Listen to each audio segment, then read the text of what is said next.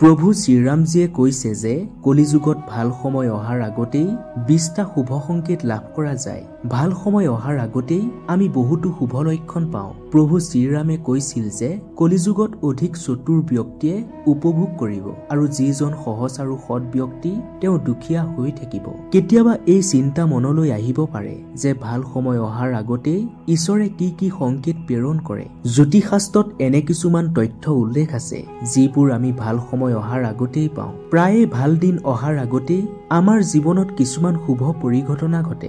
আমাৰ জীৱনত হ'বলগীয়া পৰিঘটনাবোৰৰ আগজাননী আমি পাবলৈ আৰম্ভ কৰোঁ, মাত্ৰ সেইবোৰ বুজিব লাগিব। ঠিক তেনেদৰে বেয়া দিন পাৰ হোৱাৰ পিছত আৰু ভাল দিন অহাৰ আগতেই আমি এনেকুৱা লক্ষণ পাওঁ যিবোৰক শুভ পৰিঘটনা বুলি কোৱা হয়। যদিও প্ৰতিজন ব্যক্তিয়ে বেয়া সময়ৰ পৰা আঁতৰি থাকিব বিচাৰে, তথাপিও তেওঁ কেতিয়াবা তাৰ সন্মুখীন হ'বলগীয়া হয়। কিন্তু বেয়া সময়ৰ পিছত ভাল আৰু সুখৰ সময়ো আহে। সুখ, দুখ, ক্ষতি, লাভ, আনন্দ এই সকলোবোৰ জীৱনৰ গুৰুত্বপূৰ্ণ অংশ। সময়তকৈ শক্তিশালী একোৱেই নাই। আপোনাৰ জীৱনতো বহুতে হঠাৎ ধন সম্পত্তি প্ৰাপ্ত কৰি ধনী হোৱা দেখিছে। আপুনি হয়তো দেখিছে, কিন্তু ব্যস্ত জীৱনশৈলীৰ বাবে আমি এনে লক্ষণ দেখা বা বুজি নাপাওঁ। কিন্তু যদি আপুনি আপোনাৰ জীৱনত অলপ থমকি ৰৈ কিছুমান শুভ লক্ষণৰ প্ৰতি মনোযোগ দিয়ে, তেন্তে আপুনি সহজেই জানিব পাৰিব যে আপোনাৰ লগত গোটেই দিনটো কি হ'ব। ঘৰৰ সৰু সৰু সংকেতসমূহ আওকাণ নকৰিব। প্ৰায়ে দেখিছো মানুহে নিজৰ দুৰ্ভাগ্যৰ বাবে কান্দিছে। সকলোৱে ভাবে যে পৃথিৱীত মাত্ৰ কিছু সংখ্যকহে মানুহ আছে যিয়ে ভাগ্যক সৌভাগ্যলৈ পৰিৱৰ্তন কৰিছে। কিছুমান মানুহে বিশ্বাস কৰে যে সকলো কষ্টৰে উপাৰ্জন কৰা ই কেৱল কঠোৰ পৰিশ্ৰমৰ দ্বাৰাহে লাভ কৰা হয়। আনহাতে কিছুমানে জীৱনৰ সকলো কামতে ভাগ্যৰ বাবে শক্তিশালী হোৱাটো বাধ্যতামূলক বুলি গণ্য কৰে। এনে পৰিস্থিতিত আজি আমি আপোনাক ভাল সময়ৰ এনে কিছুমান লক্ষণৰ বিষয়ে ক'ম। সেইসমূহ জনাৰ পিছত আপুনি আহিবলগীয়া ভাল সময়ৰ সংকেতবোৰ বুজিবলৈ আৰম্ভ কৰিব। নমস্কাৰ প্ৰিয় দৰ্শক, নতুন এটা ভিডিঅ'লৈ আপোনাক আন্তৰিক স্বাগতম জনাইছো। আমাৰ উদ্দেশ্য কেৱল আপোনালোকক উত্তম তথ্য দিয়া। যদি ভিডিঅ'টো ভাল লাগে তেন্তে আপোনাৰ পৰিয়াল আৰু বন্ধু-বান্ধৱীৰ সৈতে শ্বেয়াৰ কৰক, চেনেলটো ছাবস্ক্ৰাইব কৰক। যদি ভিডিঅ'টো ভাল লাগে তেনেহলে লাইক কৰিবলৈ নাপাহৰিব। প্ৰথম লক্ষণ, যদি হঠাতে আপোনাৰ ঘৰলৈ ক'লা ৰঙৰ চৰাই আহি কিবা এটা খাবলৈ আৰম্ভ কৰে, তেন্তে বুজিব যে দেৱী লক্ষ্মী আপোনাৰ ঘৰলৈ আহিবলৈ ওলাইছে। আপোনাৰ ঘৰলৈ চৰাই আহিলে তাৰ পিছত চেনি মিহলি আটা খুৱাওক। আপুনি অপৰিসীম ধন সম্পত্তি লাভ কৰিবলৈ গৈ আছে। তেনে ক্ষেত্ৰত সেই চিনবোৰ মনত ৰাখিব। বহু সময়ত নিশ্চয় দেখিছে যে হঠাতে নিজৰ মনটো সুখী যেন অনুভৱ হয়। গতিকে প্ৰিয় দৰ্শক, আপুনি বুজিব লাগে যে ইয়াৰ অৰ্থ হৈছে ঈশ্বৰে আপোনাক কিছুমান ভাল সময়ৰ সংকেত দিছে। এই সময়ত আপুনি যেনেকৈ সুখী হ'ব বিচাৰে, ঠিক সেইদৰে ঈশ্বৰে আপোনাৰ জীৱনলৈ অতি সোনকালে সুখৰ মুহূৰ্ত লৈ আনিব। আপুনি সুখ অনুভৱ কৰিবলৈ ধৰিব। জীৱনৰ সকলো দুখৰ অন্ত পৰিব। দ্বিতীয় চিন, গোমাতা। হিন্দু ধৰ্মত গোমাতাক পবিত্ৰ বুলি গণ্য কৰা হয় আৰু মানুহে গোমাতাক পূজা কৰে। আৰু গোমাতা শৰীৰত 33 কোটি দেৱী দেৱতাই বাস কৰে বুলি বিশ্বাস কৰা হয়। জ্যোতিষশাস্ত্ৰৰ মতে কোৱা হয় যে যদি কোনো গৰু আপোনাৰ দুৱাৰমুখলৈ আহি হেম্বেলিয়াই থাকে, তেন্তে বুজিব ভাগ্যই আপোনাৰ দুৱাৰত টুকৰ মাৰিছে। আপোনাৰ ঘৰলৈ সুখ আহিবলৈ গৈ আছে। কৰবাৰ পৰা গোমাতা আহি আপোনাৰ দুৱাৰমুখত যদি শুই থাকেহি, সেয়া আপোনাৰ ঘৰখনলৈ লক্ষ্মী প্ৰাপ্তিৰ সূচক। যদি গোমাতা আপোনাৰ দুৱাৰমুখলৈ আহে, তেন্তে কিবা খাবলৈ নিদিয়াকৈ ঘূৰাই পঠিয়াব নালাগে। নম্বৰ 4, হাতৰ খজুৱতি। যদি পুৰুষৰ সোঁহাত আৰু মহিলাৰ বাওঁহাত বাৰে বাৰে খজুৱতি হয়, তেন্তে ইয়াকো শুভ লক্ষণ বুলি গণ্য কৰা হয়। প্ৰিয় দৰ্শক, যদি আপোনাৰ হাতখন খজুৱতি হৈছে, তেন্তে আপোনাৰ লগত কিবা এটা ভাল হৈছে। হাতত খজুৱতি হলে ধন সম্পৰ্কীয় সমস্যাৰ অন্ত পৰে বুলি বিশ্বাস কৰা হয় আৰু হঠাতে আৰ্থিক লাভৰ সম্ভাৱনাও থাকিব পাৰে। হাতৰ খজুৱতিৰ অৰ্থ এইটোৱে ব্যাখ্যা কৰা হয় যে এতিয়া আপোনাৰ জীৱনৰ বেয়া দিনবোৰ শেষ হ'বলৈ ওলাইছে আৰু ভাল দিন আহিবলৈ ধৰিছে আৰু আপুনি অৰ্থ সংক্ৰান্তীয় সমস্যাৰ পৰা সকাহ পাব পাৰে। নম্বৰ 5, কাছ।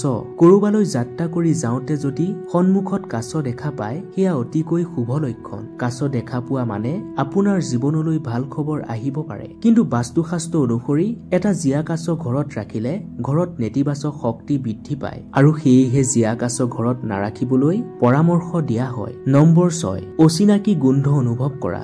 ঘৰতেই হওক বা কৰবালৈ যোৱাৰ সময়তে হওক, যদি আপুনি কোনো অজ্ঞান গোন্ধ অনুভৱ কৰে তেন্তে বুজিব যে কিছু ধনাত্মক শক্তি আপোনাৰ লগত আছে। ইয়াৰ লগতে আপোনাৰ জীৱনতো ভাল পৰিৱৰ্তন আহিবলৈ আৰম্ভ কৰিব পাৰে। অতি সোনকালে আপুনি হয়তো কিছুমান ডাঙৰ কৃতিত্ব লাভ কৰিব। যদি এনেকুৱা হয় তেন্তে বুজিব যে ভগৱান আপোনাৰ লগত আছে। ঝাৰু দেখাটো দেৱী লক্ষ্মীৰ প্ৰতীক বুলি গণ্য কৰা হয়। যদি আপুনি কিবা কামত ওলাই যায় আৰু বাটত কোনো ব্যক্তিয়ে ঝাৰু মাৰি থকা দেখা পায় তেন্তে বুজিব যে দেৱী লক্ষ্মী আপোনাৰ প্ৰতি সন্তুষ্ট হৈছে আৰু আপোনাৰ ঘৰৰ সমস্যাবোৰ নোহোৱা হ'ব আৰু আপুনিও হয়তো ধন সম্পত্তি পাব পাৰে। এইটো শুভ লক্ষণৰ প্ৰতীক। 8 নম্বৰ, হিন্দু ধৰ্মত হাতীক মংগল আৰু লাভৰ দেৱতা বুলি গণ্য কৰা ভগৱান গণেশৰ প্ৰতীক হিচাপে দেখা যায়। কোৱা হয় যে যদি আপুনি কোনো গুৰুত্বপূৰ্ণ কামত ওলাই যায় আৰু বাটত হাতী দেখা পায় তেন্তে ইয়াক শুভ লক্ষণ বুলি বিশ্বাস কৰা হয়। যদি মন্দিৰৰ সন্মুখত হাতী দেখা পায় তেন্তে আপোনাৰ বহুদিনৰ পৰা ৰৈ থকা কামবোৰ পূৰ্ণ হবলৈ আৰম্ভ কৰিব। যদি আপুনি সপোনত পানীত গা ধোৱা দেখে তেন্তে ইয়াক শুভ লক্ষণ বুলি গণ্য কৰা হয়। যদি আপুনি সপোনত হাতী এটাই সুৰেৰে আপোনাৰ ওপৰত পানী ছটিওৱা দেখিছে তেন্তে আপুনি বুজিব যে আপোনাৰ জীৱনত আহি থকা সকলো বাধা সোনকালে আঁতৰি যাব। নম্বৰ 9, সপোনত মন্ত্ৰ শুনা। ভাল সময় অহাৰ আগতেই আপুনি সপোনত মন্ত্ৰ শুনিব পাৰে। আপুনি আপোনাৰ অৱচেতন মনৰ মাজেৰে বহুতো শুভ লক্ষণ পাবলৈ আৰম্ভ কৰিব, যেনে মন্ত্ৰ বা যিকোনো ভক্তিমূলক গীত শুনা, কোনো মন্দিৰ বা ঈশ্বৰ দেখা বা ঘণ্টাৰ শব্দ শুনা।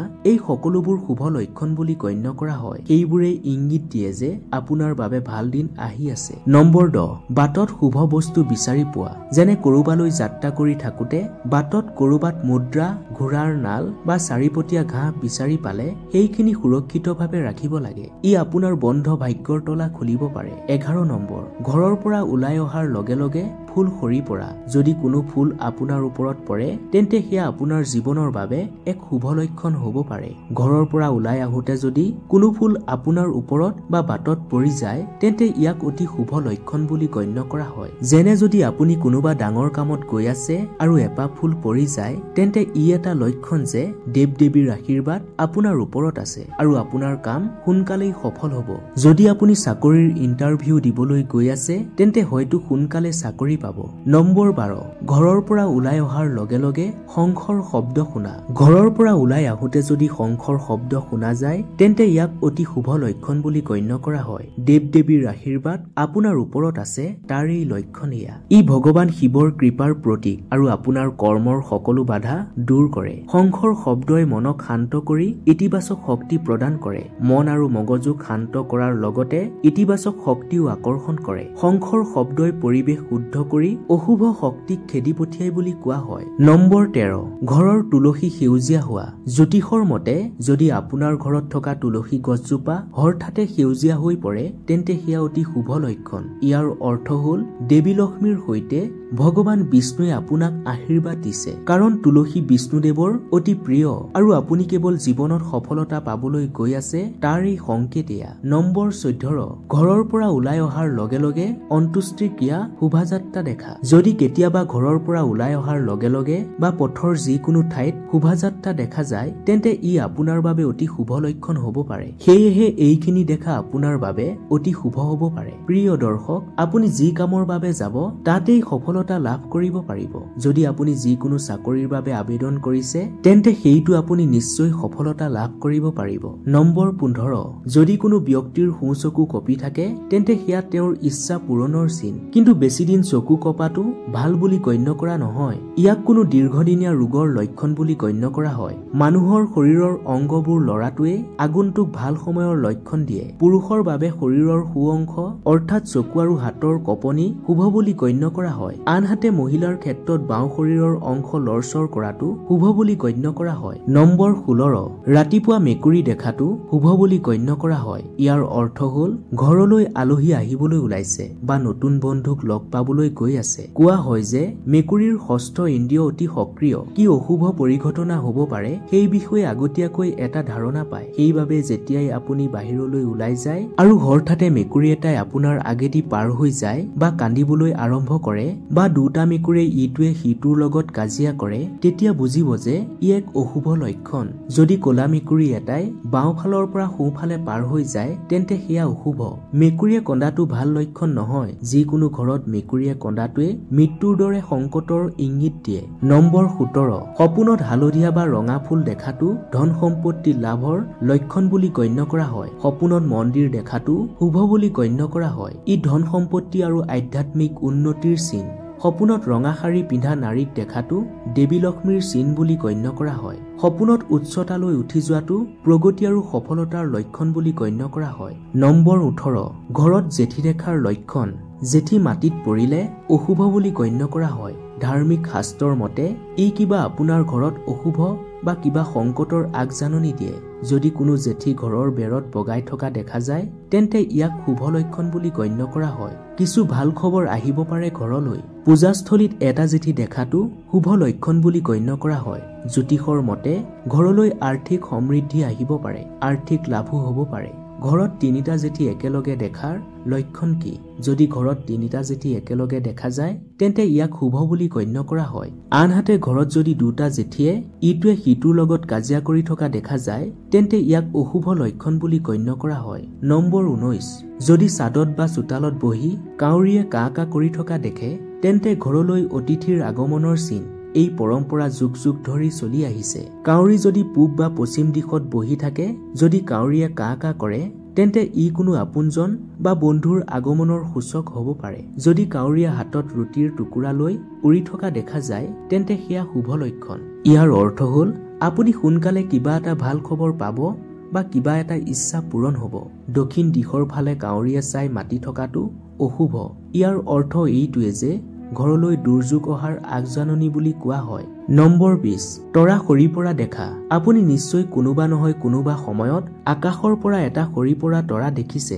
বহুত মানুহে সৰি পৰা তৰা দেখি লগে লগে নিজৰ ইচ্ছা প্ৰকাশ কৰে। সৰি পৰা তৰা দেখাৰ পিছত যি ইচ্ছা কৰা হয় সেয়া সহজেই পূৰণ হয় বুলি এক বিশ্বাস আছে। সঁচাকৈ পতিত তৰা দেখাটো অতি বিৰল। সেইবাবে ইয়াক দেখা সকলোৱে নিজকে ভাগ্যৱান বুলি গণ্য কৰে। প্ৰিয় দৰ্শক, আশা কৰিম আজিৰ ভিডিঅ'টোৱে আপোনাক কিঞ্চিত হ'লে উপকৃত কৰিব।